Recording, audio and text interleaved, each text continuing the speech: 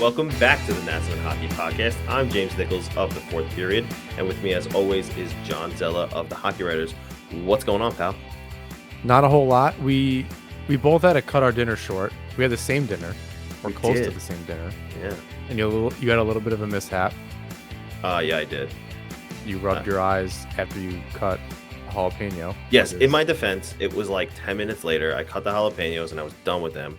I moved on to a different vegetable, tomatoes, and a couple other things. Washed my hands, thought I was in the clear. Eyes got itchy. No, suddenly my eyes are on fire. I'm shooting laser beams out of my eyes because of how much that hurt. So we almost had to cancel the show because I almost lost an eye. Of Taco Monday. I think that you broke the rule. It's Taco Tuesday. I mean, we both did. Oh my God, I got punished for having tacos on a Monday. Yep, yeah. That's I don't know what my punishment is. I suppose I'll wait. Your I'm going to punishment be editing this later. Your punishment is having to do this show with me. It's entirely possible, or I might just be editing later and something goes awry. Which has happened before, and not my favorite thing. Yeah. So hopefully that's not it. Yeah, and if you're watching the video version of this, by the way, you'll notice that my background is different because this is going to be my daughter's room soon, and all of my Islander memorabilia and Star Wars nerdy stuff is gone. Where is it? It's at my mom's. Oof. It is at my mom's because I do not have the space here for it. Wow. So I'll be relocating rooms soon.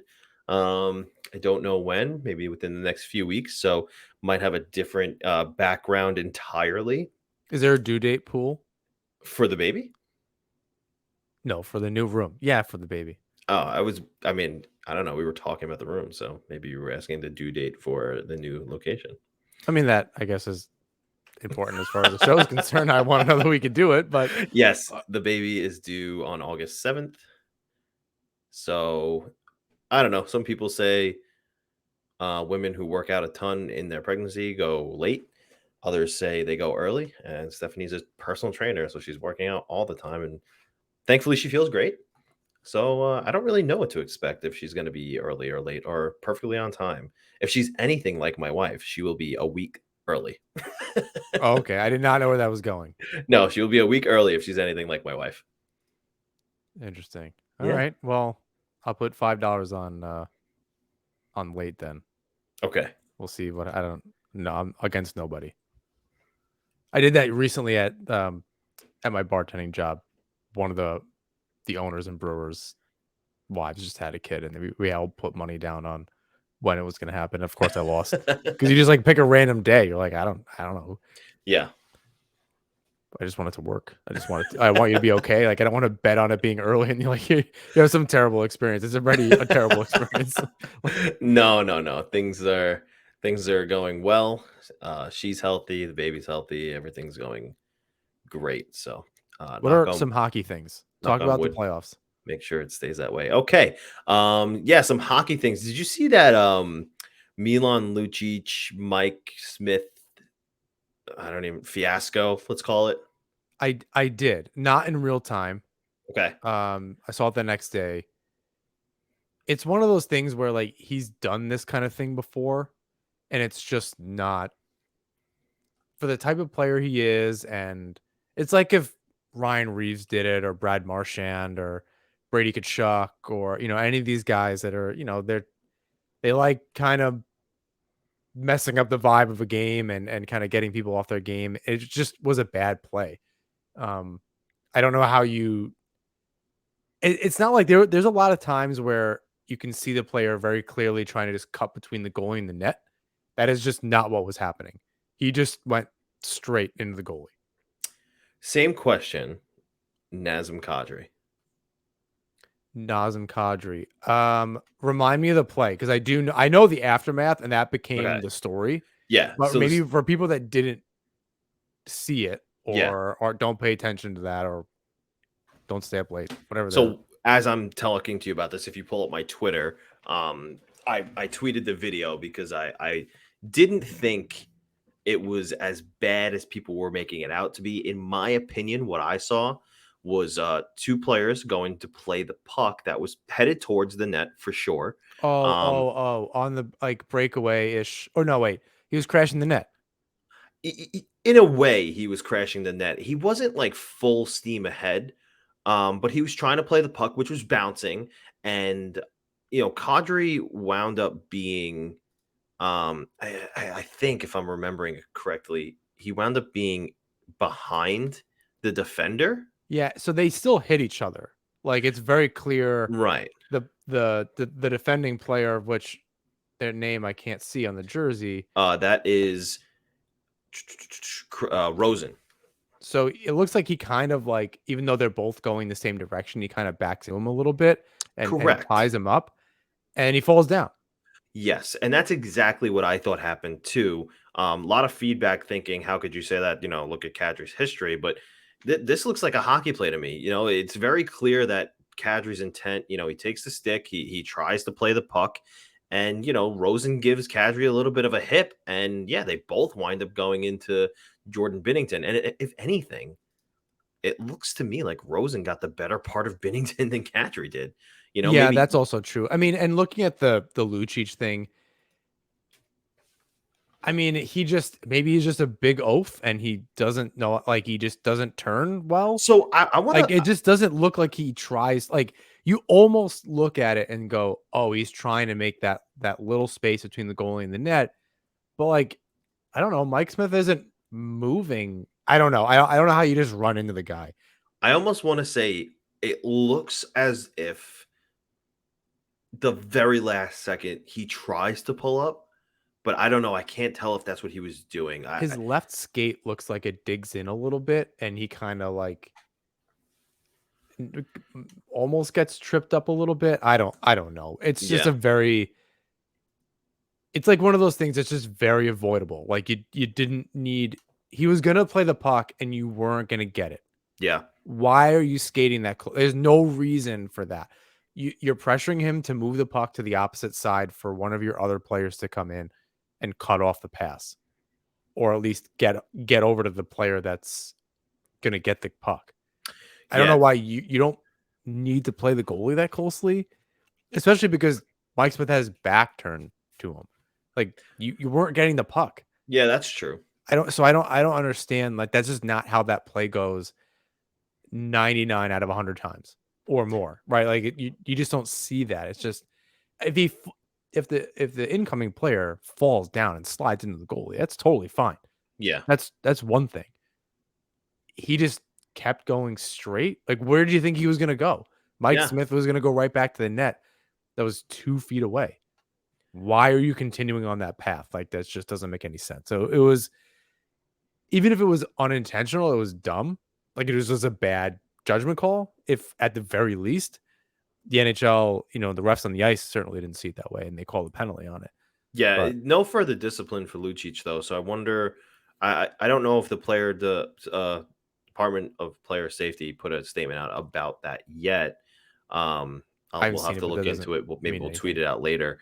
Um, But two similar plays where a goaltender winds up getting the brunt of the collision. Two very different outcomes. However, Mike Smith ends up leaving the game, comes back though, and comes back into the game, and the Edmonton Oilers win that game. For Jordan Binnington, he is out of the game and out for the rest of the series for sure. Luckily, the St. Louis Blues have Ville Husso, who didn't really have a great first round against the Wild, which wound up being the reason why Binnington is the starter or was the starter for the next consecutive games. And then what transpired had to, in my mind at least, be a first that I've ever seen in a post game conference. Did you see what happened there?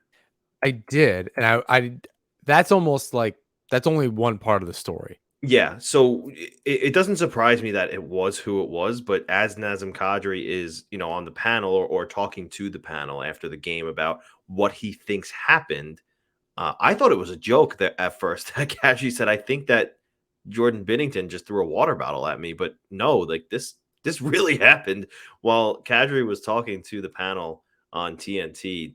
Jordan Binnington allegedly threw a water bottle at him and then ran away. So Doesn't surprise me that it's Binnington because he's shown that he can, I don't know, be a bit of I was gonna call him a snake, but that's not really a snake move. He could be a hothead. I'll Yeah, say he's that. absolutely a hothead, and Yeah, he lets people he loses the emotional battle in yeah, a game very, very quickly.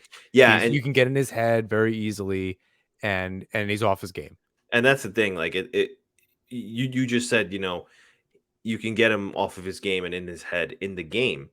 This was after the game. This was when Oh, things he were done. definitely takes it off the ice. He does Yeah. not leave it there and try to process. It's very clearly just, like, mad all the time, which is, go talk to somebody, dude. Like, that's a little too much. Yeah. Like, doing this it's one thing if you're gonna say like, you're in a presser and you're like, "Yeah, I really didn't like that play," you know, and he's injured, right? Like, I understand that you're really mad, and going in go speaking to the media or whatever you're gonna do whenever it's the right time and saying you don't like the guy and you do whatever you want. Like, that's not a problem. Um, but to do that seems like very immature Oh, yeah. and just like it's not professional, it's not anything. Right? Like that's not even the kind of like spice that the NHL needs. No. That's not the thing we're talking about when we talk about the NHL needs to be more lively and they need more personality. Like, no, we don't need more Brad Marchand licking people. We don't need more Jordan Binnington throwing water bottles or whoever bit whoever's finger in 2 year or two ago. Like, that's not what we're talking about. Just be normal human beings. Add some flair and spice to the game a little bit, on and off the ice. Like, this is just not that thing.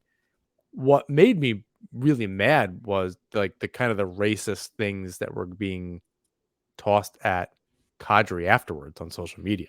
Yeah, yeah. And that's look, we cannot be in this day and age and not address this anymore.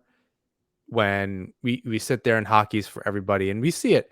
I purposely look at the comments whenever the Islanders post something about, next month is Pride Month or something like that. I just look at it and I'm so surprised somehow at the comments. And it just we have a lot of work to do, hockey community. We don't need to go like super at length about it, but it's just very disappointing to see like it's a hockey play. Is and it, it's not like he's a bad person, and that's still not a reason to do that, right? Like people are getting on Tony D'Angelo or any of these people that have done some bad things, and they're calling that out directly. Right. They're not going at something else that he can't control, right? Even about Evander Kane, that there were a couple of things being tossed. They didn't say racist things about him. Now, did it cross a line? That's arguable. Asking if they need money, if he needs any money to pay off his debt or whatever. That's tough. I don't Yeah. know. I don't know what that line is. And in hockey, that's up to the players. That's disrespect amongst themselves. In this case with Kadri, it was from fans, it was from people outside of the game. Um, and I don't want to say that I didn't like that. Like it's just we keep saying there's no room for it in the game, yet it just continues to pop up. So we Yep. we gotta we gotta do better, people. And I don't know that it's anyone listening to this show. Hopefully it's not. But you know, urge your fellow hockey fans to just be better. Kind of, Yeah. not yeah, we just have to be better. That's the long and short of it. Yeah, for sure. I'm with you there. But on a different note, obviously the New York Islanders season has come to an end. No. Has so for a few weeks now. We're into the second round of the playoffs, and the fireworks have died down after the Trotz firing and the Lambert hiring or promotion, if you will.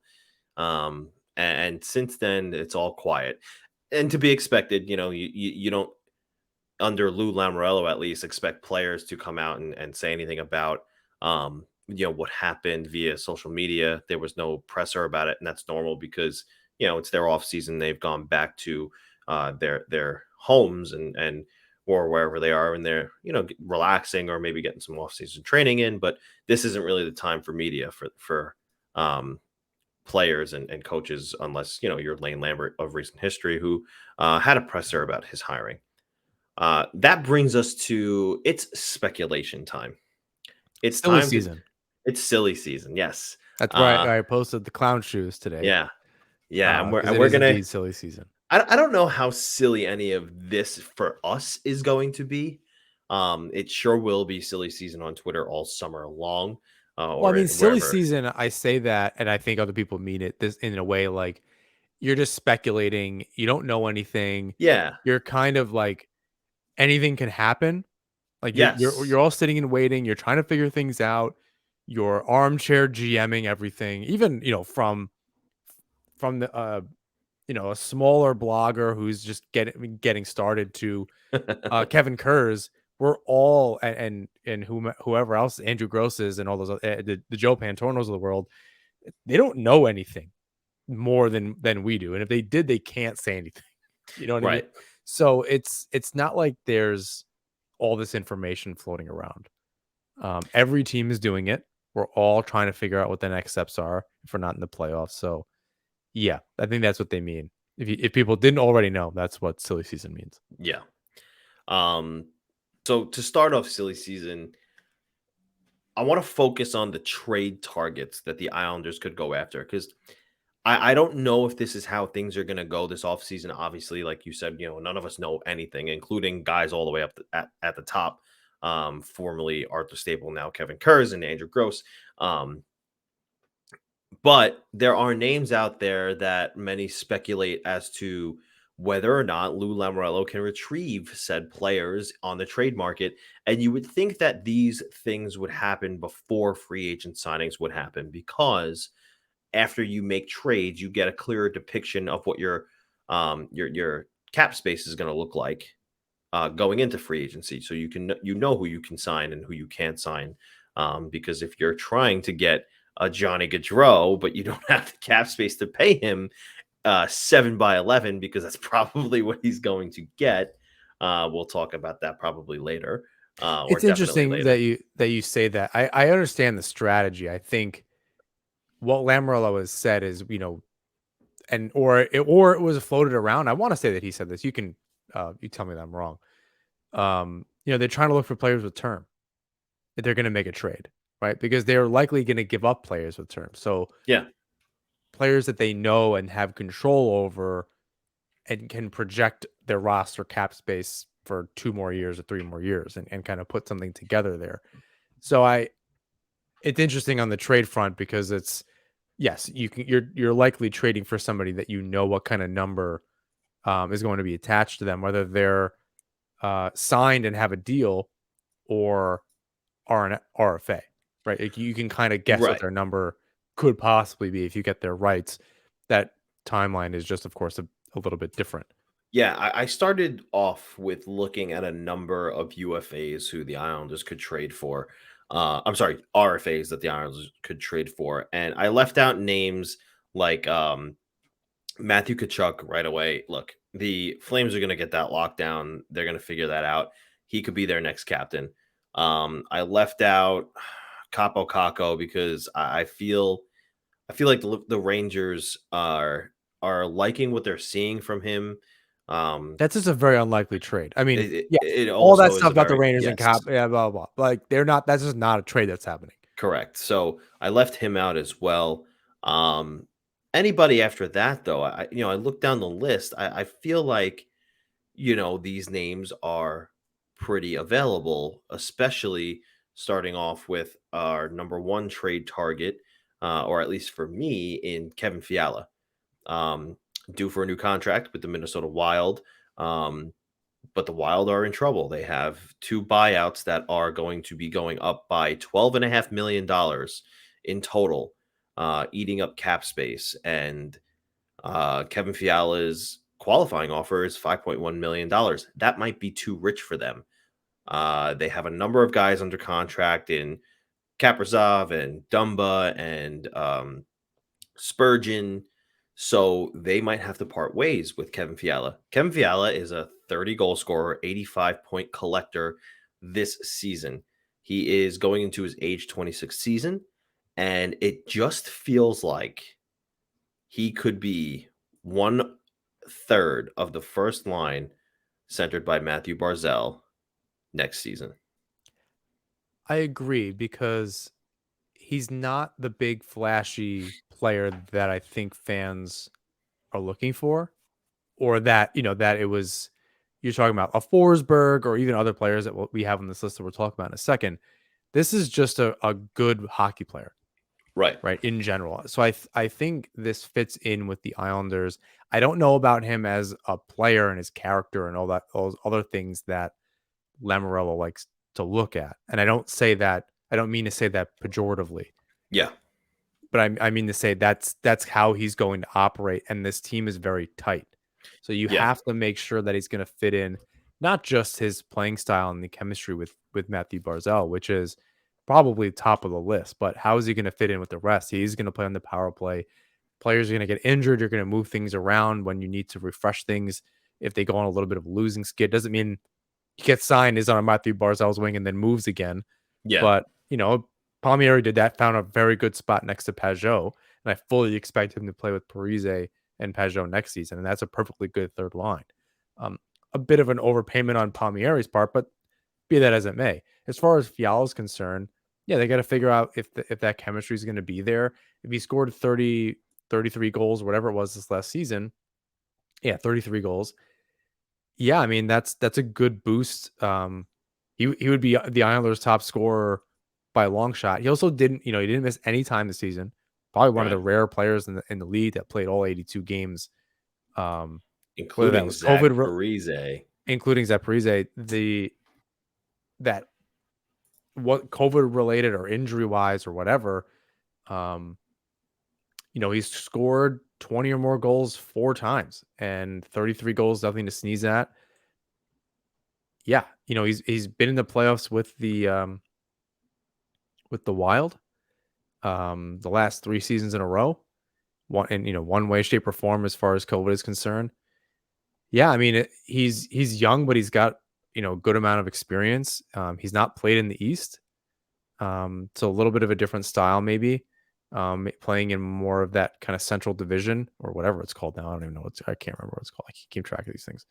Um, but yeah, I mean, It is the Central, by the way. You're right. it is essential. Um, couldn't change it that much. Wasn't like last week where I was like the Southeast Division. It's like, okay, Grandpa, The but division that plays in the middle of America. yes, that's the Midwest, which also includes Nashville. I don't understand. I wish it was more geographic based because it's like doesn't make any sense. Um, but yeah, I mean, in short, yeah, I mean, 50 assists, Yeah. geez, plus 30 goals, like. Right. Then I think the question is, at $5 million, Well, is he going to? before you go further there, I just want to point out that the 50 assists and the 30 plus goals all come on a different line than Kaprizov. I shouldn't say all, but majority come on a different line than Kaprizov. He also did his fair share of point collecting on the power play, which also featured Kaprizov. But at 5-on-5, on his own separate line from Kaprizov, he was also producing, which feels important Yeah, because he was being centered by let me just look real quick here. But it wasn't a playmaker like Kaprizov. He was being centered by Joel Eriksson Ek, who is a fine player, but he's not a Kaprizov.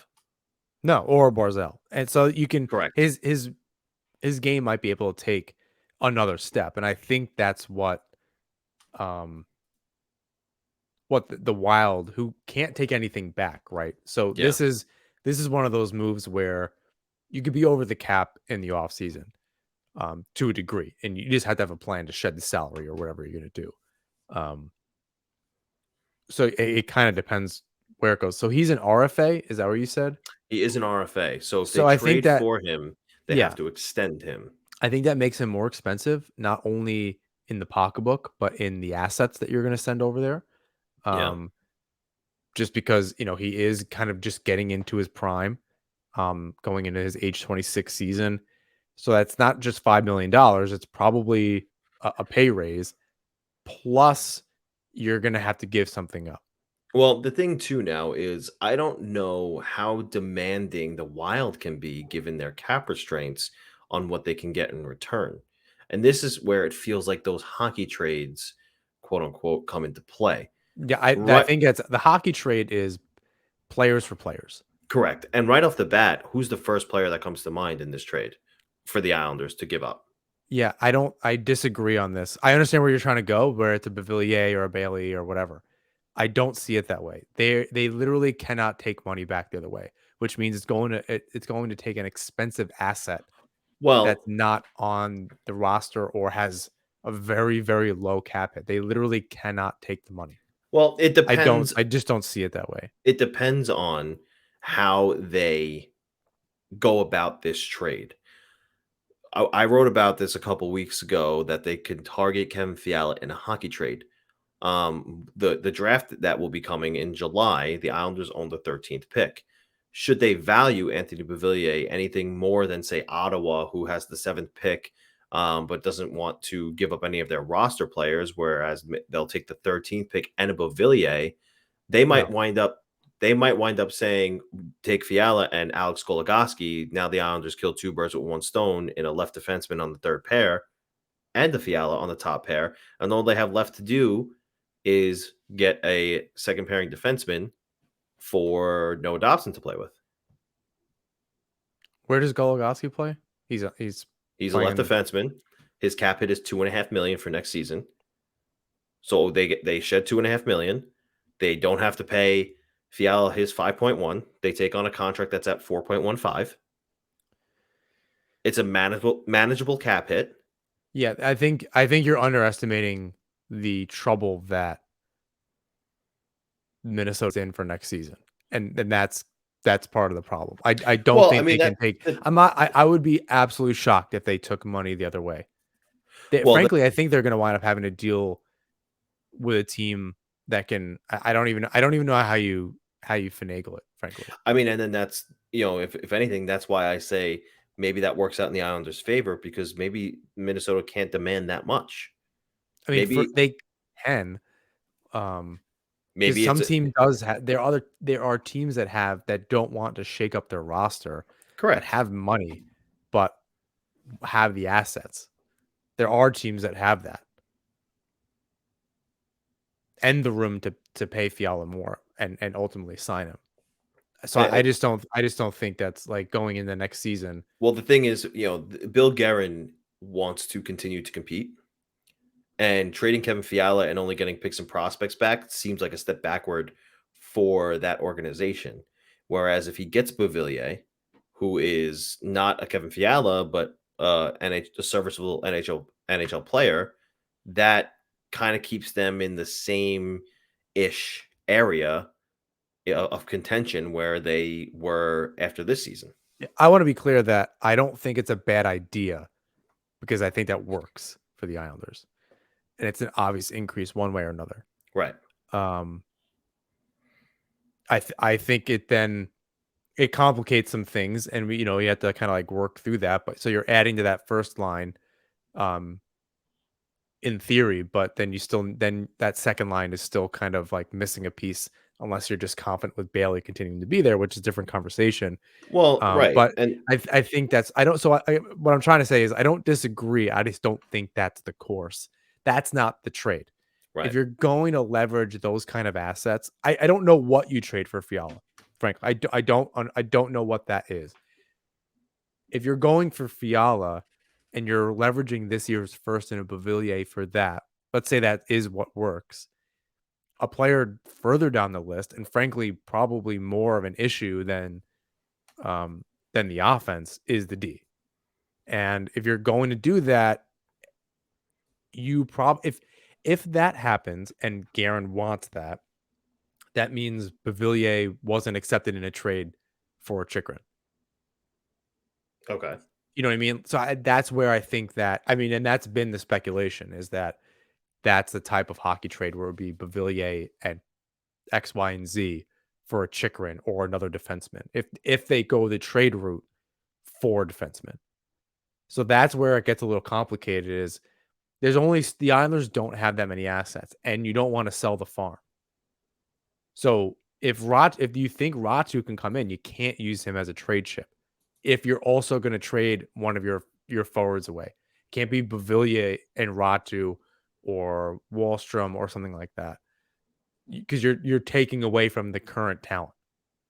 So that's where I don't know how Lamorella makes these trades, right? That we probably should just preface this whole thing with that. I just don't know how you.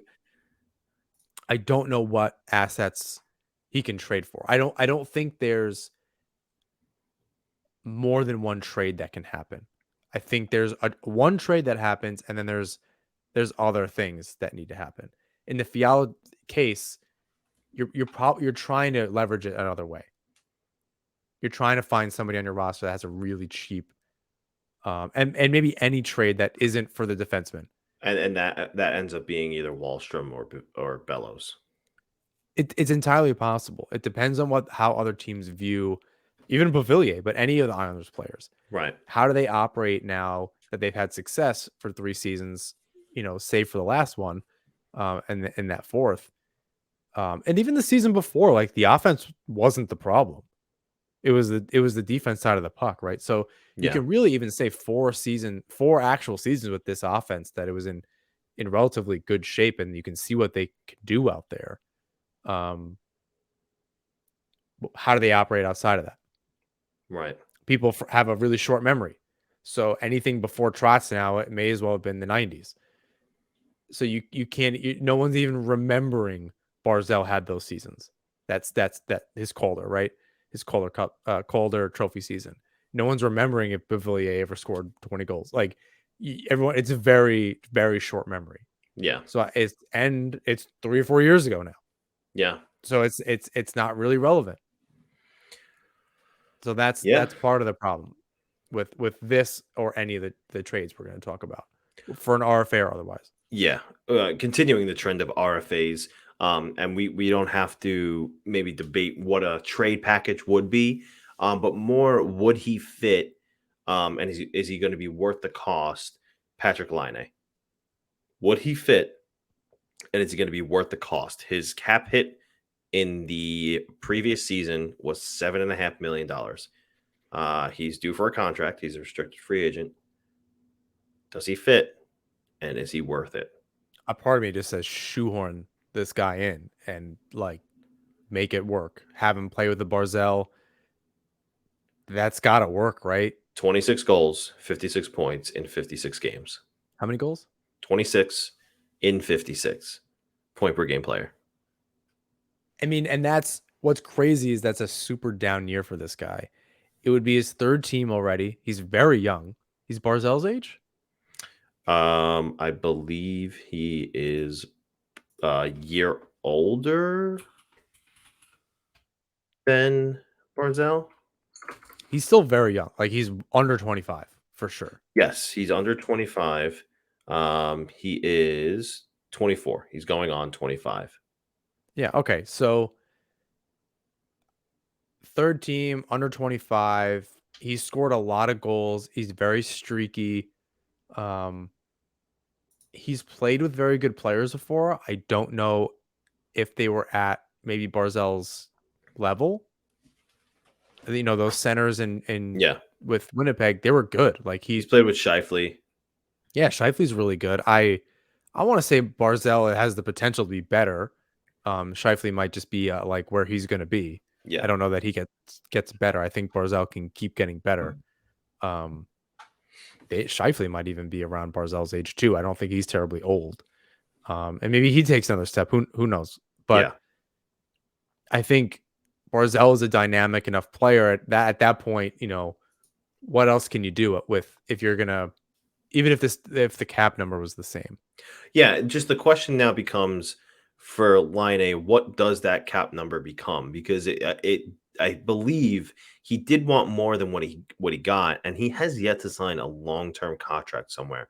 So is he going to sign a long-term contract? Because whoever they trade for is going to have to stay. Is he going to sign a long-term contract, and is that number going to stay at $7.5 million? Is he going to be willing to do what the rest of the Islanders have done so far and take less to stay and build something special? I think he wants to go somewhere where there's potential to make it back to the playoffs. I think the Islanders are that team. Um, I don't I don't know. I don't know if he'll take a deal. Um, I wonder if there's like a sign and trade that can happen. I don't know if that's like in Lamoriello's bag of tricks. Just to kind of make sure that it is as long if to maybe get it the is eighth 8 year. years. Maybe it does keep that AAV down a little bit more. So if it's $8 million, I just wonder if the Islanders can fit that. Yeah, Right? That takes that's that you're almost ensuring a lot. There's a lot of movement out yeah, where it's not just you might have to, much to our chagrin, because I think we both agree that Varlamov should stay, especially for the one more year. Because again, that's another hole to fill on in the goalie situation. So you're going to add in a line A at, let's call it 8.5. I don't know that he's an $8.5 million player. He did not do himself any favors this last year. And maybe even the year before that. Still a point per game player, but that is not an $8.5 million player. right. You just can't do that. And it's Lamoriello. So I think he knows he would be in for a tough bargain. Although I think in Columbus, I forget the Kekalainen, right? The GM. He's a tough bargainer too. Sure. So he Which is may why be he could end up on a different team this offseason. he could if they don't, it kind of depends on where Columbus is. They've Yeah. just kind of been this middling team for a very long time without much movement kind of forward. They beat the Toronto Maple Leafs, but you could argue that they Maple Leafs beat themselves in the past 5 years in the playoffs more than they've gotten beaten. This year they got beat by a good team. Yeah, they did. And They got beat. and they played a good series. So for the first time, you cannot say that. But in the years past, Yeah. they beat themselves, and Columbus did it, and then they beat Tampa Bay, and they don't have any gusto to go past that point. So who knows what their actual plan is? If you're Columbus, you're trying to keep this guy. Yeah. So, and because he's an RFA and because Laine wants to play hockey, eventually that deal gets done if he's going to stay. Yeah, I have a feeling that he will end up staying because there was that narrative going around that Columbus can't retain their superstars and they locked down oh god, what's his name? Zach Werenski for I think it was an 8-year deal. And then after that, they have a couple of really good rookies in Kent Johnson and Cole Sillinger and I think the other kid's name is Chinnikov, but they don't have any superstars outside of really Zach Werenski. So Yeah. they're probably going to want to lock down Patrick Laine. Uh, They're not in any kind of particular cap situation either. no, Not to say and that that's the only way a trade gets done, but that means, so in that case, if they are worried about a player that they can just kind of bring in, yeah, that might be a situation where they can bring in a Beauvillier, right? Where that's that more of a hockey trade situation. yeah, Lamoriello would only do this if they knew he was going to be able to get signed. yeah. Like this would be like a Pajot situation where he gets signed pretty much immediately. Okay, let's move on to the next player who is actually the man that Patrick Laine got traded for. Uh, Pierre Luc Dubois. He is with the Winnipeg Jets. He is a center. However, I want to just address some things that I've seen people speculating and talking about. Um, I've seen people speculate if either he, Pierre Luc Dubois, or Barzal can shift to the wing. And I don't think that either of those are the worst idea. I like it more for Dubois. For me, I feel like Dubois could be a better Anders Lee. This year, in 81 games, Dubois scored 28 goals, 60 points. His cap hit is or was $5 million. He is owed a contract. He is a restricted free agent. Pierre Luc Dubois, in that scenario, what do you think? I mean, he had a pretty good season. What was the final point total? 60 in 81 games. I mean, that's okay. That might, again, he didn't do himself any favors. He's a little streaky. He didn't, I don't think, played any differently or better, in other words, in Winnipeg than he did in Columbus. I wonder if, based on how he left Columbus, Laine not so much. I don't know that that was the same thing. I think Laine, it just didn't work there with whatever the coach, and then Paul Maurice steps down and all of that. But I think maybe in the maybe I don't know what the locker room situation. Dubois, on the other hand, had a very rough time leaving Columbus. That last shift that he took, I just don't know. I think logistically, like as a player, when he's playing and not being a jackass, yeah, I obviously I think he's a good. He might be a good fit. I think you could try to figure out the wing center situation. That's not really that big of a deal. Coaches deal with that and make those adjustments. He probably consults with Lambert or any of the coaching staff. I think I think this doesn't happen simply because the center thing might be an actual issue. I understand your point, but the coaching staff might think differently.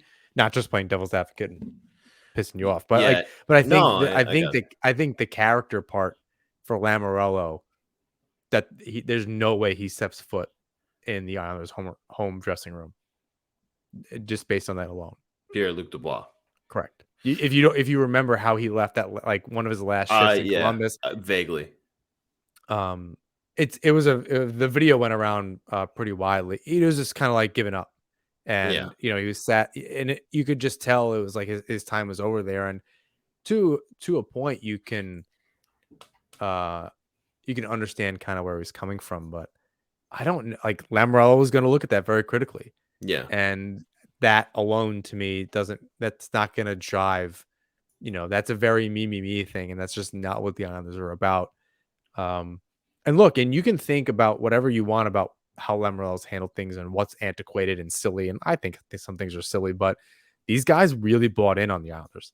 Oh yeah. That is a tight locker room. They can even think the shaving thing is silly. Is it way overdone? Sure. Fine. I can hear all the criticism about it. This team seems to not care. You have a really tight group and it's working for them. Yeah. You have to be able to bring in players that are able to fit into that. And for as good as Dubois is and the value that he could add to this team, I don't think he fits. I think there might be, again, Columbus is one of those teams you could work with. They have the room. They're trying to figure things out. They are in the same division. So that's definitely, no, wait, he's in Winnipeg. I'm sorry. Yeah. Dubois is in Winnipeg now. So I totally messed it up. I don't know what's going on in Winnipeg. They might be blowing it up because they can't figure it out. Yeah, so I wonder if that's the case. You have Nikolai. Their cap situation is a little bit different. They were over the cap this last year with LTIR. Yeah, I don't know what things are going in. So yeah, we can just ignore that what I just said. So yeah, I don't know. I think that's the situation with Laine is you can make that work because there's they're kind of this middling thing. They're in the same division. That's a little weird. I don't know how you make those trades. That's tough. Dubois might be different, although again, the character thing still stands. That part is still fine. Yeah. So the Jets are gonna have about $18 million in cap space. They'll have to re-sign Dubois if he stays. If they want to keep Paul Stastny, Zach Sanford, Mason Appleton's gonna probably get a pretty good contract. Evgeny Svechnikov, Andrei Svechnikov's brother, couple other lower class guys. Logan their Stanley. roster is very, very weird. It's like cut right in half between it's Dubois at $5 million and up, and then everyone else is below $4 million. Yeah, and they're going to need a backup goaltender for Hellebuck. So, there's a decision to be made there, and that probably hinges on if Barry Trotz is going to wind up behind their bench or not. So, we may know sooner or later what the direction of that team is going to be. Hockey fans, the pursuit for the Stanley Cup is on, and DraftKings Sportsbook, an official sports betting partner of the NHL, has an unbelievable offer for the most exciting playoffs in sports. New customers can bet $5 on any team to win and get $100 in free bets, no matter what, win or lose. Looking to turn a small bet into a big payday during the playoffs? With DraftKings same-day game parlays, you can do just that. Create your own parlay by combining multiple bets, like which team will win, how many goals will be scored, and more. It's your shot at even bigger payouts. DraftKings is safe, secure, and reliable. Best of all, you can deposit and withdraw your cash whenever you want. So download the DraftKings Sportsbook app now, use promo code THPN, bet $5 on any NHL team to win, and get $100 in free bets, no matter what. That's code THPN at DraftKings Sportsbook, an official sports betting partner of the NHL. Minimum age and eligibility restrictions apply. See show notes for details. But moving right along, the next player that we can talk about as a trade possibility, I look over to Vancouver and I say to myself, year after year, we hear this guy's name over and over again. Is it finally time to talk about trading or will he be traded? Brock Boeser, his cap hit was $5.875 million. He will be due at least that much.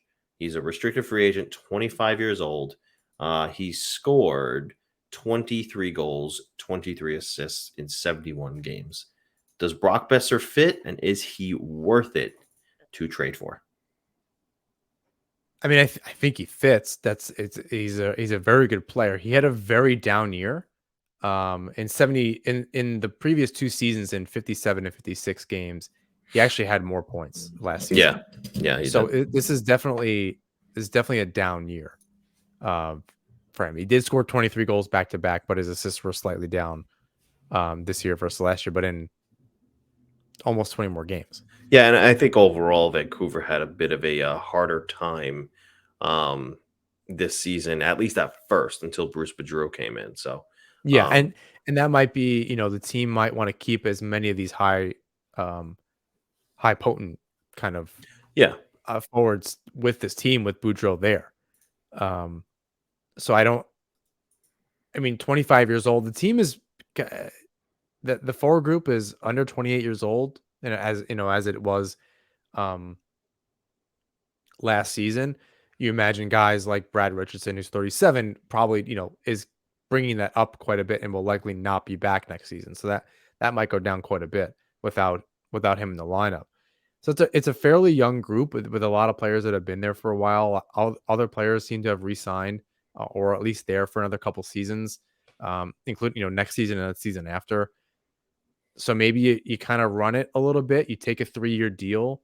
I think he wants to get paid, so like he kind of wants a little bit of a deal. I wonder what somebody like a team like Vancouver wants back. Do you want a Beauvillier?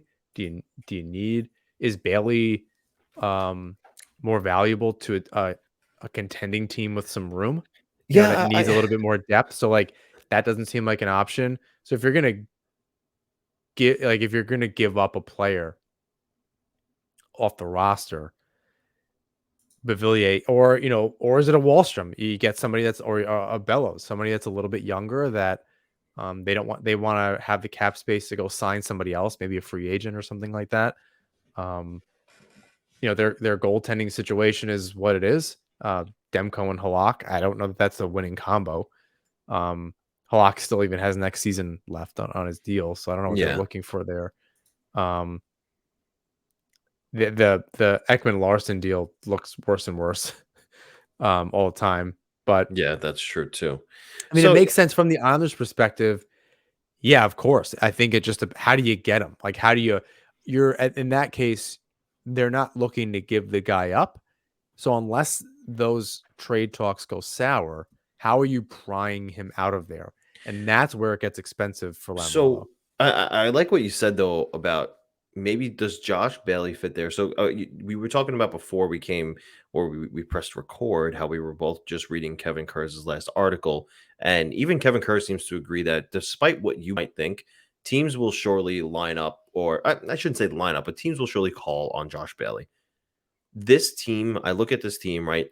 They have, with playoff experience and I guess even a good amount of NHL experience. They have JT Miller. They have maybe we could say Tanner Pearson, Oliver Ekman Larson in the NHL, but not playoff experience. Tyler Myers and Luke Shen. That's really it on the experience front as far as playoffs and success in this league. Everybody else, Pettersson's a great player. He hasn't really done much in this league except, put up a plethora of points. And then in the postseason, if they made it, nothing. You could say the same for Boeser, Horvat, Connor Garland. Like none of these guys have gotten them anywhere. Whereas, Josh Bailey coming into this room has been to back-to-back deep postseason Eastern Conference final appearances, and knows what it takes. He has a tendency to elevate his game in those situations. So maybe they do need a leader like him in the locker room. Maybe there is the value in that in Josh Bailey. And It's possible. again, They his do his need to get over that division. Like, you gotta think they were behind Vegas.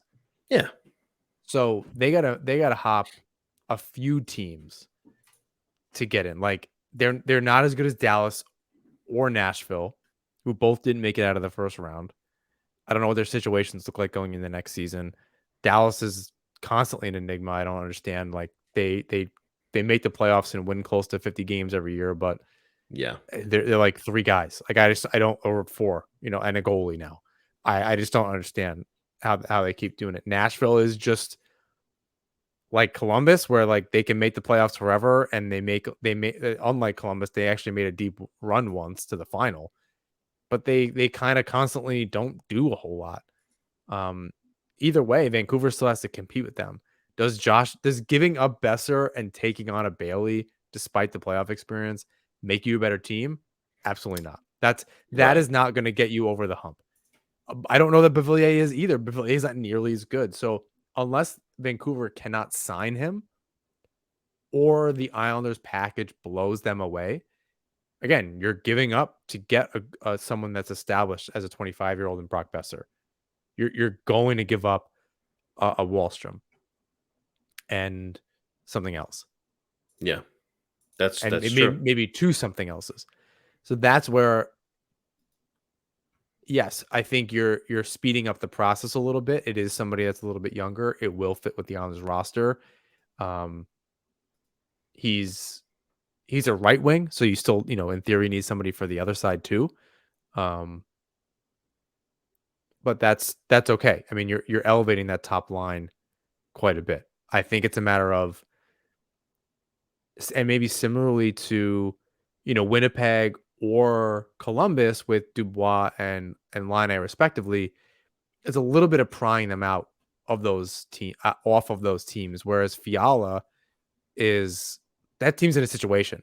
Guerin even said we'd love to have him back, but I don't think it's possible. You never hear that, and that frankly doesn't put the Wild in a very good position, right? Like, you showed a little bit of too much of your hand if you're Bill Guerin on that. Now other teams know that's kind of where you're at. You kind of need to offload this guy.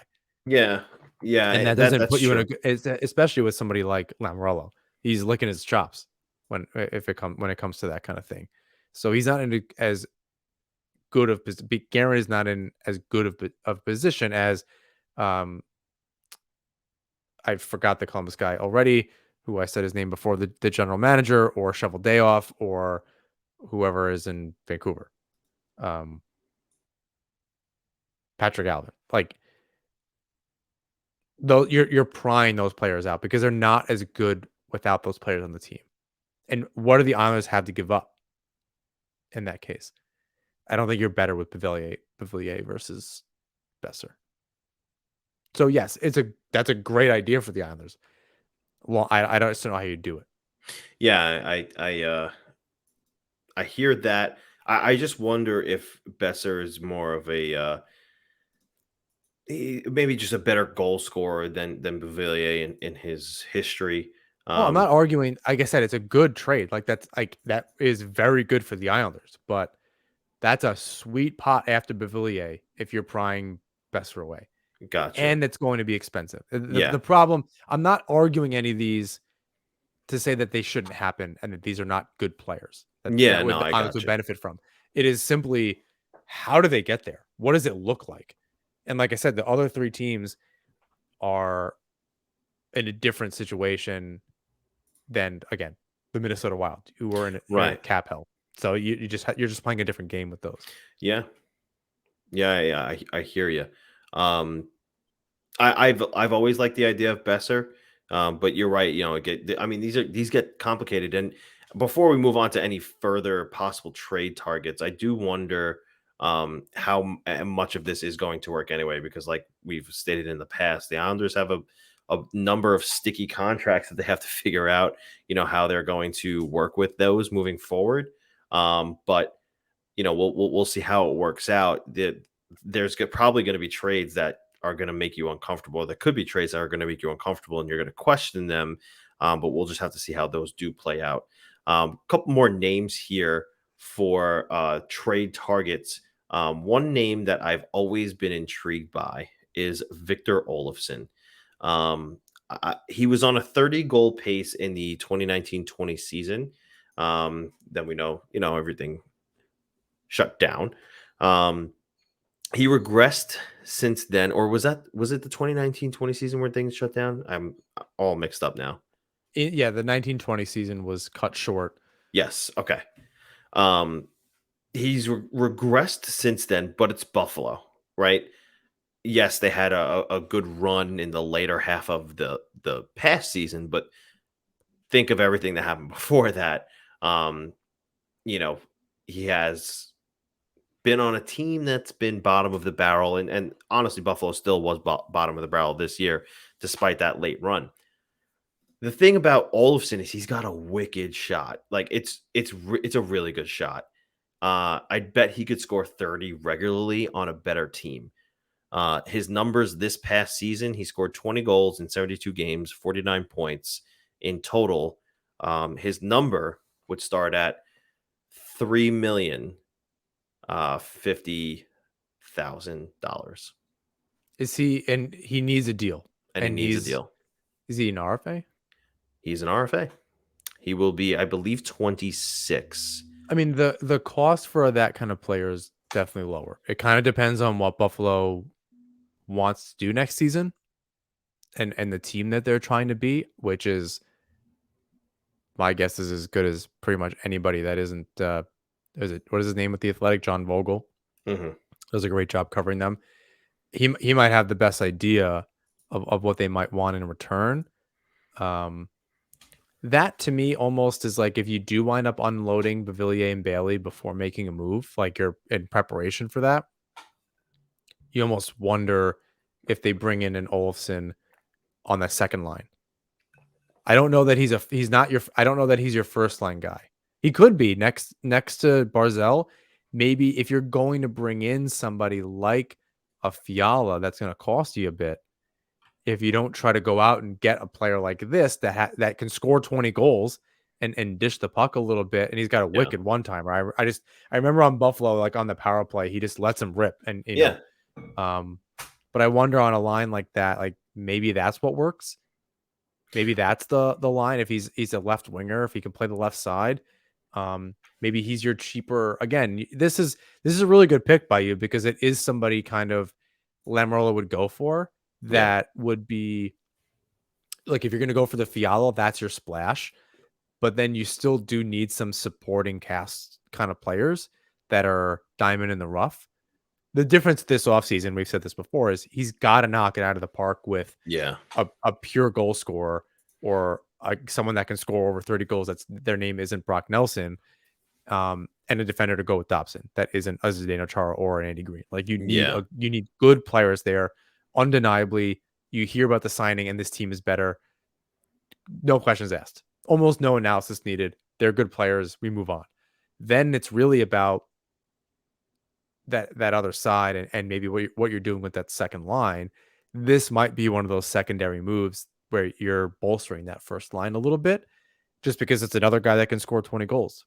Barzal's ceiling is, who knows? The sky is the limit. But if you can get a Fiala, maybe that secondary move.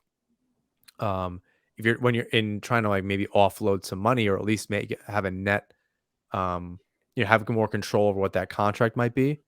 So maybe if it's a Beauvillier for Olofsson type thing, and that's the deal.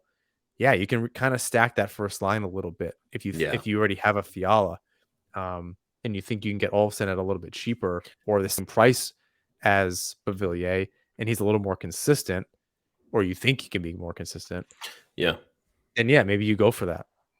He's definitely cheaper off the hop. So even if you re-sign him, you might get him at the same price right as Beauvillier, And he scored 20. I mean, I can't even remember what Beauvillier scored this last season. I think he wound up with 18.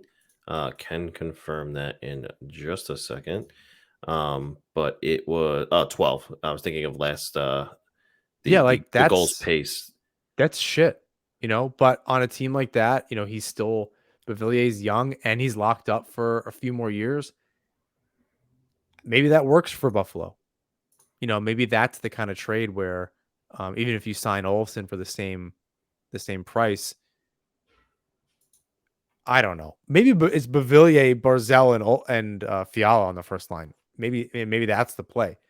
You finally give Beauvillier and Barzal some good players to play with. Yeah, maybe. I don't know. I would be shocked if Beauvillier is back though. And Yeah, again, for I sure. think when you're thinking about assets, like I wonder again, how do you get Olofsson out of Buffalo? Maybe it is Bailey. Maybe it's as easy as that, just because he's a veteran guy. He's played with a Poso before. Blah Yeah, blah that's a blah. good point. Like maybe that just works. Beauvillier has to be used in the hockey trade. Like you need him as an asset for one of those that first tier player that I just said about what Yeah. Lamoriello needs. Right, you're trading him to get the defenseman. You have a little bit of breadth to deal with on the offensive side of things. You need the first order of business really should be that defenseman, in my opinion. Well, let's talk about that defenseman because the first and one of the few defensemen we're going to talk about on the trade front, of course, we're going to go back to him. Jakob Chychrun of the Arizona Coyotes does not wind up getting dealt at the trade deadline. He is still a He's member of injured. the Arizona Was that Coyotes. the He was problem? injured. Yeah, he was. I don't know if that was the main problem. I think he came back, but ultimately he wound up staying in Arizona. And now that it's the off season, he has 3 years remaining on that contract. That was the I guess the big get was not just the player, but his contract as well. He'll have 3 years remaining still in the off season. You just don't have him for the in season gain. How do they make this happen? Does he cost more or does he cost less in the off season? It depends. I mean, if I'm Arizona and they have 3 first round picks this year in just this draft. I know it's not terribly deep. Um, but do you want 4 first round picks in the same year? That's that's really kind of um stocking your prospect pool pretty well Yeah. there. So And I mean, I think the thing is too, they have like a handful of guys under contract for next season. They are like barely meeting. They don't even meet the cap floor as it stands. yeah, so maybe you do take on that. The thing is, it's really expensive. Either that's if you're trading chicken, you're not trying to be good next year, right? Like, so I think that's where you can kind of remove that, where it's like Buffalo has a lot of good pieces around there. Like maybe that's why they don't trade an Olofsson, or why they would want a Beauvillier, and that might not work for Lamoriello because he needs him as another asset for something else. Yeah. Buffalo can like a lot like Ottawa. Like there was something going on there. Like they're not like making the playoffs next year and like whatever, but like they could take a step. They could take a noticeable step next season. Um, Although you can say that every season about them, who knows? But with with co- with Arizona, I don't really know. It's very confusing. Yeah. So it would be Beauvillier and and and you wonder what the and is, right? Like Right. you can get the money off the books, but he's not cheap. Well, he's 4.6 isn't bad. It's not bad at all. It's No, it's I actually mean for very him, manageable. yeah, and he's 24. He's locked up for a few more years. Yeah, that's great actually. But yeah, you wonder what the end is. If it's this year's first round pick, Beauvillier and Bellows. I mean, if you're Lamoriello, that's where you're going to overpay. If you're going to overpay, or pay a steep price, even if you don't want to call it an overpayment, that's again that first tier trade. Um, Chychrun obviously checks a lot of boxes, A and lot, yeah. you think about the Islanders in right now the top pairing is Pelech and Pulock. If Chychrun and Dobson are your second pair, you almost see in a season or two those roles reverse, and Chychrun Dobson becomes that top pair, and Pelech and Pulock are now the second pair. And Yeah. that's kind of what you want, right? Where they're more than serviceable as a second pair and still probably really good under slightly less pressure, but they're also a different pairing, right? Their Right. responsibility is shut down. Pulock doesn't need to be responsible necessarily for playing those extra minutes on the power play. Maybe he's just on the second unit now if Chychrun's on the first. Or maybe that's still Dobson. Maybe Pulock's not on the power play at all, and he saves himself for other parts of the game and other special teams. Um, and he's just not dependent on the same way. And I think that would be kind of excellent for him. The depth on that blue line would be kind of Yep. incredible. So it obviously works out. It makes an absolute ton of sense for the Islanders to do. It's if you're going to overpay, like I said, I think this is where you do it. It just really depends on what that is. And do we just kind of celebrate the fact that we got a 24-year-old defenseman under contract for 4 more years and just forget about the and where it was a first, this year's first, Beauvillier, Bellows, and who knows what if it's 4 pieces, because that was Yeah. the rumors, like back and forth between three and 4 pieces. What's that 4th piece? Is it someone from Bridgeport? They need bodies down. They need warm bodies down there. So Bellows and Beauvillier definitely do that. Bellows Yeah. is an RFA. He is. So they can re-sign him. That's not a problem. I'd be really upset if I was either of those players. But if you're somebody in Bridgeport, maybe you're really excited about, all right, I get some NHL time. I don't care. I wasn't making it on the Islanders. That roster is really tight.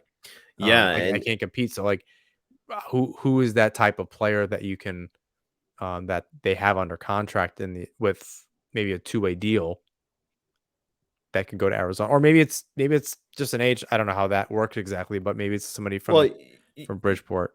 you might be looking at a player, a pick, and a prospect. Maybe the Islanders use the 13th overall pick. Maybe Beauvillier winds up in the deal. If not, maybe Bells winds up in the deal if they don't feel like paying that much in Beauvillier, and a prospect like William DeFore, who's made a name for himself. I don't want to say he's going to be an impact player in the NHL yet because it's too early to tell. Yeah, I And think that's the 4th. That's like a 4th piece that gets thrown in there for somebody yeah, like Chychrun, right? yeah, and they take a shot on a guy like him because why the hell not? Like they're not going to be competing anytime soon. Yeah, that One of the things. Sorry, go ahead. no, like that definitely sweetens it, because if Yeah, you're whoever that Arizona Coyotes general manager is, Bill Armstrong. If you're Bill Armstrong, you're saying, look, you're getting a Chychrun and you're getting him at a cheap, cheap, cheap deal. We're still taking on a $4 million player back, yeah, and we need 2 others. Now, if you're Lamorello, you can argue, dude, you need warm bodies down there. Who are you kidding? But there's a certain level of like, I imagine that conversation's like, yes, I know what I'm getting back. You can't fleece everybody every single time. yeah. So like you kind of understand you need to give to get, and the security you have with somebody like Chychrun, that completely changes the legacy that Lamorello leaves behind.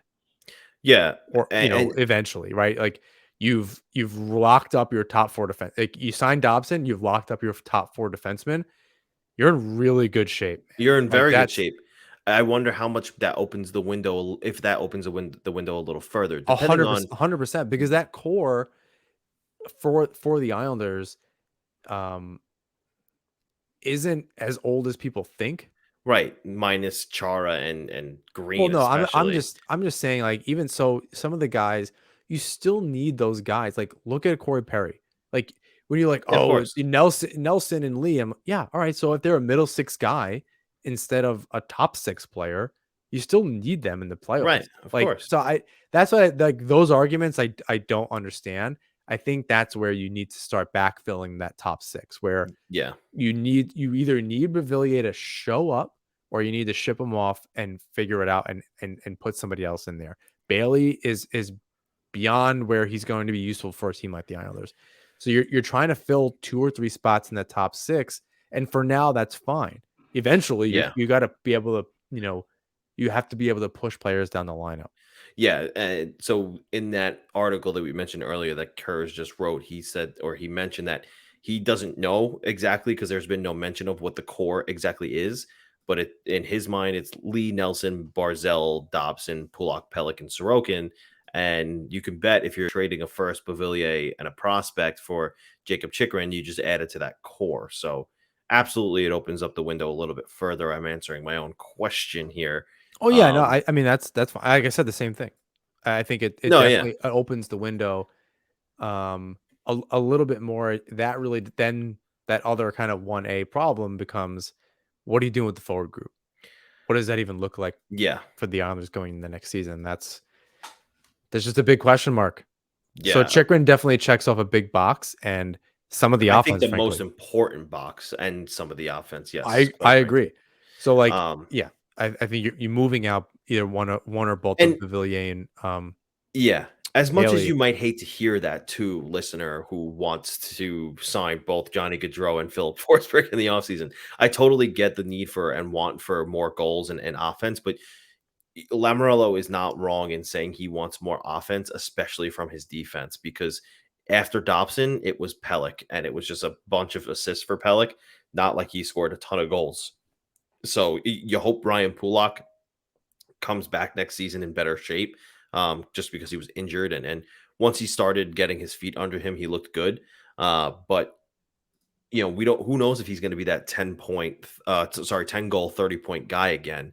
Um, so a guy like Chychrun, for if he is, if especially adding a guy like Chychrun only helps improve that blue line that much more. And if Robin Salo wins a spot, now you're looking really, really strong on the blue line. So Yeah, down the middle and back end, that would be great. I think you start talking about signing a Goudreau, maybe trading for Fiala, having to re-sign some stuff. Then you're absolutely talking about losing Varlamov, yeah, and that's that's where possible. if that's the trajectory, right? I'm of the belief. My opinion is that that's a really hard decision to make for Lamoriello, who is going net defense down the middle first. That's the priority. And if you can solidify that going in the next season, if he needs to add on offense one way or another. But if he only adds one player, he only signs Goudreau and also trades for Chychrun, this team is in much better shape. So That's very like true. it's can he make those secondary trades? The Olofssons, someone else, right? Kind of shaking up that top six a little bit more. Um, then you're in really good shape. But even if you sign one, even if they only do Fiala and Chychrun or Goudreau and Chychrun, the conversation around this team is just completely different. You Absolutely. already did a lot of good, right? If you can get Bailey out of there and maybe you just roll with Beauvillier if you didn't trade him in Chychrun. But even if both of those players are gone, maybe a Ratu can and step up. Maybe it's Palmieri jumping up on that second line. Um, and Ratu's playing with and you got to remember Wallstrom is still around, unless he Yeah, got traded too. So if Palmieri needs to move up and Wallstrom is playing with Peugeot and Parise, I don't think that's the worst thing in the world either. Um, so I think there are a lot of options, but yeah, yeah, the priority needs to, you want that first thing to be Chychrun. That would just put a absolutely. lot of people's mind at ease around this team. Yeah, and I will say I think that going into this summer, if there is a depth chart as to who their targets are going to be headed into the summer, I think Jacob Chikrin's going to be at the top of that list. So I would not be surprised if he is the first, maybe biggest move that they make this offseason. Um, the last trade target we'll talk about, and I think John, think we're set for this episode. Maybe we'll do a two-parter and make a free agent target episode next week. Yeah, What are your who knew? thoughts? We talked about it earlier today. We're like, I don't know. I think we can burn through Yeah, all these this different is players. I mean, let's keep going with this, like the trade targets, and we'll yeah, do free agents later. yeah. This is part one of what we think is possible this summer for newcomers to the Islanders. But this player on the blue line is a bit different for their window, but makes sense to have as a trade target if Jakob Chychrun doesn't work out. You're not going to find another Jakob Chychrun on this trade market. You're not even going to find one in free agency. So the player that the Islanders could end up trying to trade for, in my opinion, is Alec Martinez. Bit of an older guy, but a top 4 defenseman, no less, and someone who could probably play cohesively with Noah Dobson. He's not as offensive as Dobson or Chychrun would be, but he's pretty good in his own end. And I feel like he could make up for a good pairing with Dobson. He's older. He's in his mid 30s. I think he's 34. 34. But the Golden Knights this year and 2 more years with a modified no trade. Okay, right. So he's got this year and 2 more years with a modified no trade. That's almost the Islanders' window. It's 2 to 3 years, 4 at most, I would say, with the current core that they have. I feel like he makes a little bit of sense to me because of his age, his contract, the fact that the Golden Knights need to probably shed because they're constantly in cap crisis. And he's another player who's been there, done that, won some cups with the LA Kings, has been pretty good and on deep runs with the Golden Knights. Someone who, listen, I don't think Noah Dobson is done learning. He's only going to be 23 next season. So why not throw a veteran who's had success in this league like Martinez next to Noah Dobson in the top 4? I'll say something that people might not want to hear. This might even be like, I think Chychrun is the shiny platinum thing you go get, right? Martinez, if you're thinking about the continued development of Dobson, who can elevate his game, right? I think what Lamoriello, obviously Pulock needs to step up. So what Lamoriello may have been referring to as more offense from the defense is having guys like Pulock step up again, who was pushing 9-10 goals a season and 40 points. Yeah. Who's capable of that, right? Like the power play needs to improve, all that kind of stuff. Like he can provide that with Dobson.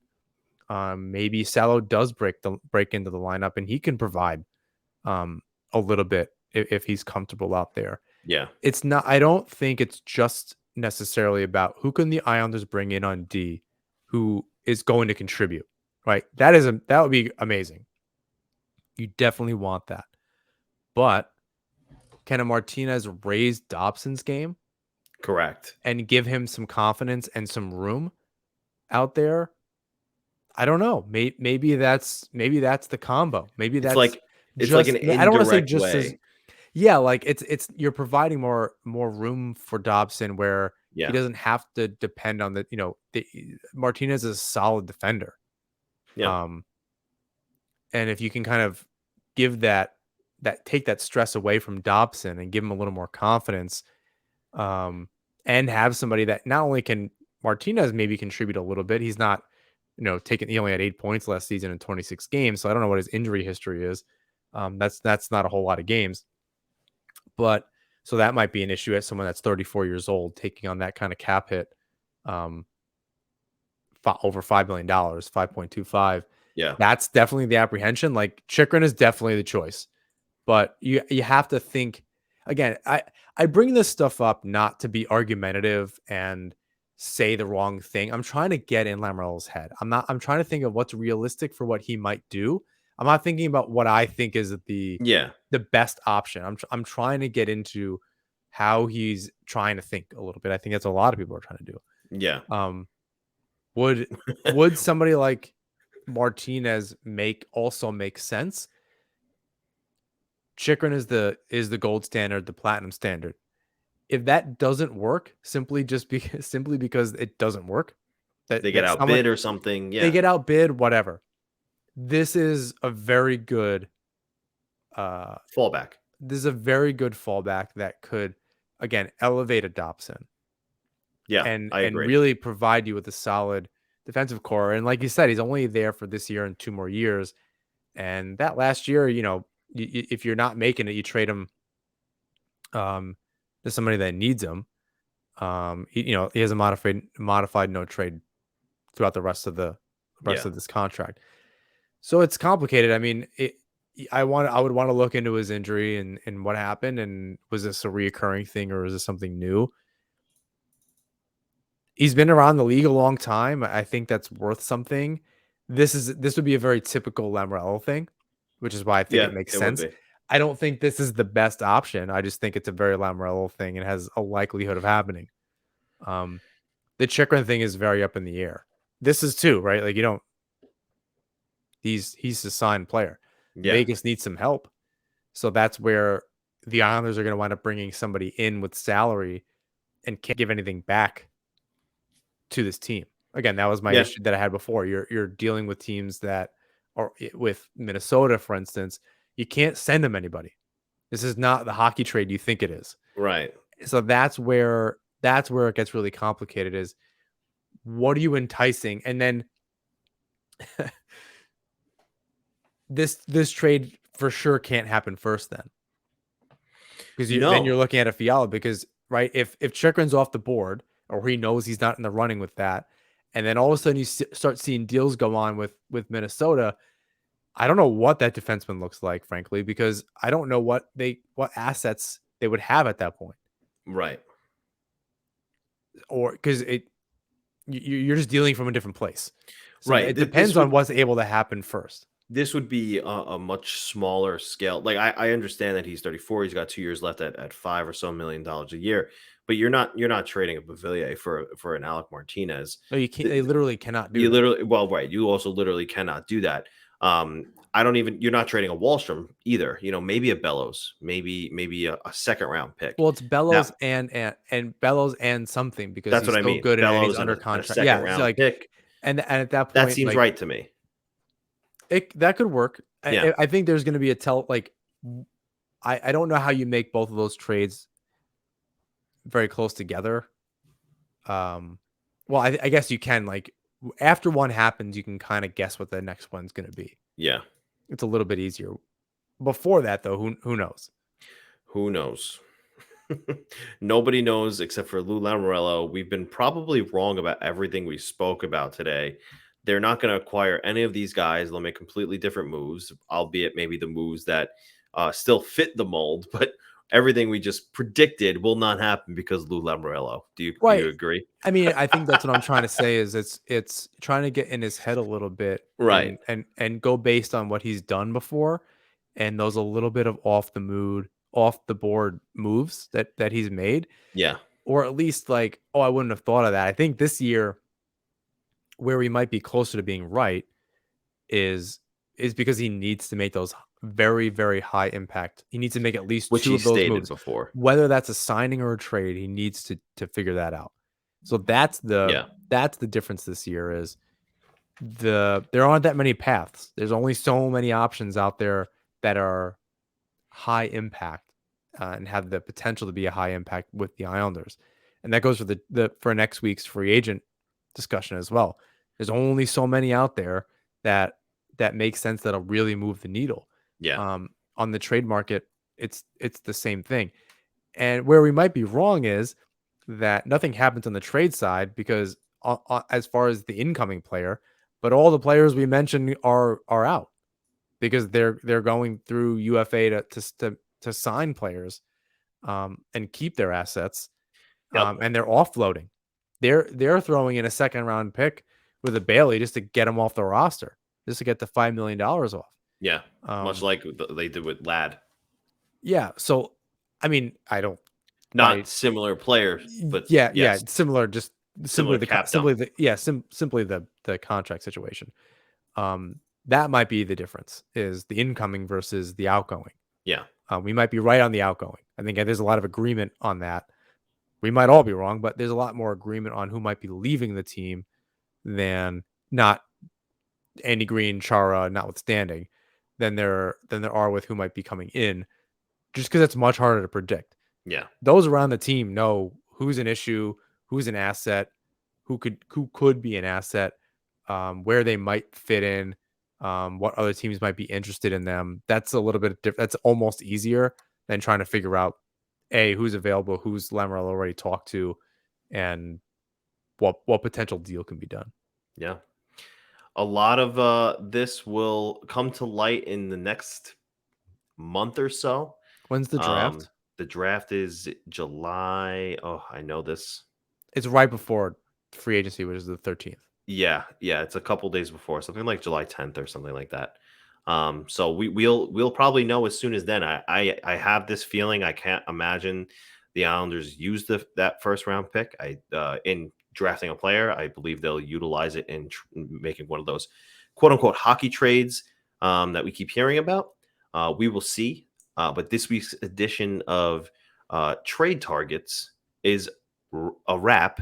Next week's edition, free agent.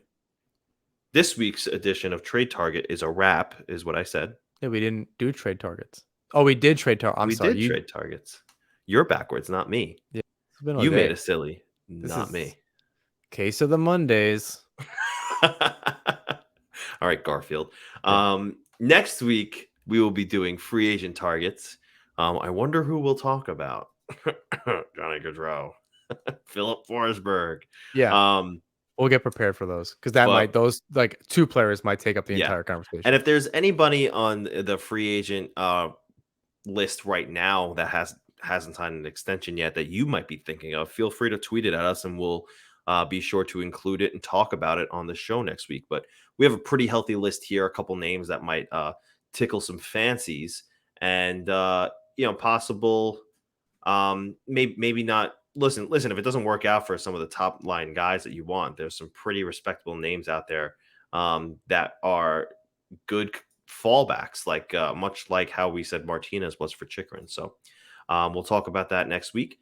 But until then, please rate, review, and subscribe wherever you listen to or watch the show. You can follow us on Twitter, Instagram, and YouTube at Nassaumen Hockey.